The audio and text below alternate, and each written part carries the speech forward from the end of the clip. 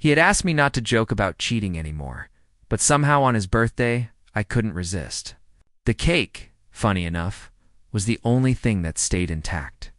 Looking back, I realized I should have known better. But at the time, I still couldn't understand why he couldn't laugh. My name's Cy. I'm 28, and this all started 3 years into my marriage with Donovan. Donovan was too good? Maybe. Gentle, attentive, full of love. I didn't always know how to receive.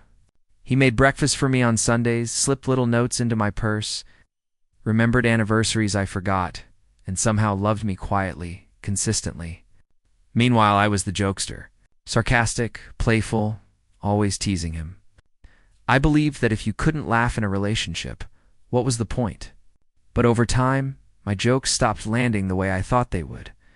At first, it was small. Once during dinner with friends, I said if I ever cheat, it'll be because Donovan takes forever to pick a movie. Everyone laughed.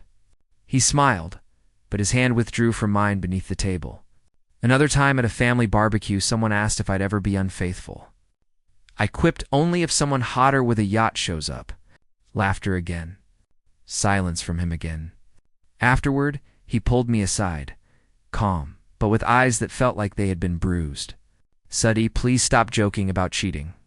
I know you don't mean it, but it hurts." I nodded, muttered a quick sorry, and tucked it away in my mind. To me, it was harmless words. To him, it was everything. Fast forward to his birthday. He hadn't asked for much. Just dinner at home, his favorite cake, maybe my full attention. I thought I could add some humor. I ordered a custom chocolate cake, his favorite flavor, topped it with a tiny sugar figure of me kissing a fake man with the words, "Happy birthday.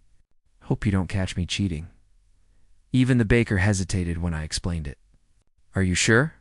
she asked. I laughed it off. It's an inside joke.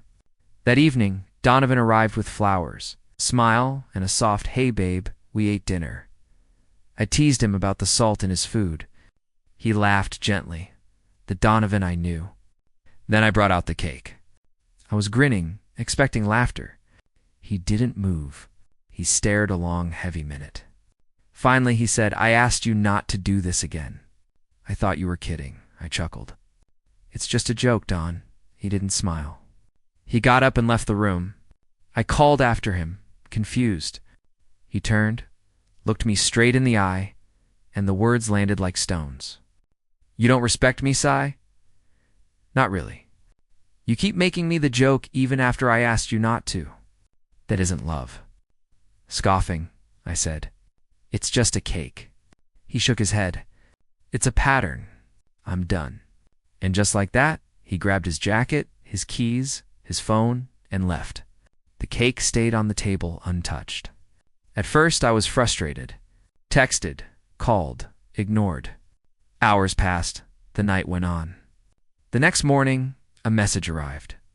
"I'm staying at Mark's for a while. Don't worry about me. Just think about how long you've made me feel like a joke." That one hit differently. For the first time, I truly saw it. Every time I laughed at his feelings, every time I made him the clown, every time I masked my own immaturity with sarcasm, I had chipped away at his love. I had never cheated, but I had made him feel replaceable, like nothing he did could ever be enough. And eventually he believed it. A week later, I went to Mark's house, rehearsed what I'd say, hoping to make amends. Donovan didn't answer.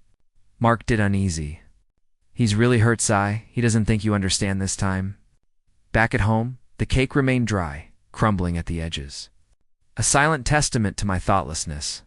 It wasn't funny anymore. It was just sad. Days passed, then weeks. I tried again, sending a heartfelt letter. No jokes, only truth. I admitted I'd been immature, hiding behind sarcasm, failing to honor his feelings. He deserved better than being someone's punchline. Still no response. Then one night, a single text came through. "I never wanted to stop loving you. You just made it too hard to stay." That was 6 months ago. We're not together. He's moved on with someone new. She seems gentle, warm, the kind of softness I never offered him. And I hope she never jokes about leaving him because now I finally understand. Some people don't walk away because they're weak. They leave because they're strong enough to protect their hearts from someone who treats love like a game. If someone tells you their words hurt, listen, because not everyone fights back. Some just quietly leave and never come.